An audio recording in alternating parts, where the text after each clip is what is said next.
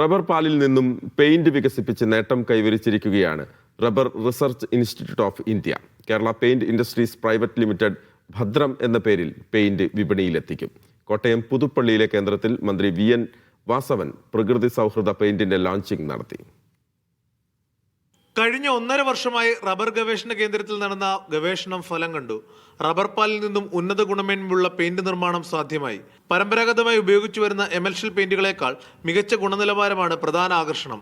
പ്രകൃതിദത്ത റബ്ബർ പാലിന് പുറമെ കടൽക്കക്ക, കളിമണ്ണ്, സസ്യസത്തുക്കൾ തുടങ്ങിയ ഘടകങ്ങൾ ചേർത്താണ് നിർമ്മാണം. MG university life long learning and extension വിഭാഗമാണ് ഈ ആശയം ആദ്യം മുന്നോട്ട് വെച്ചത്.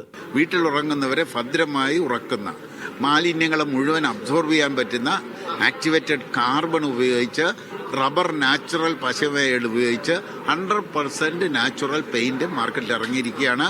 പെയിന്റ് വികസിപ്പിച്ചെടുത്തത് റബ്ബർ ഗവേഷണ കേന്ദ്രത്തിലെ റബ്ബർ പ്രോഡക്ട്സ് ഇൻക്യുബേഷൻ സെന്റർ ആണ്.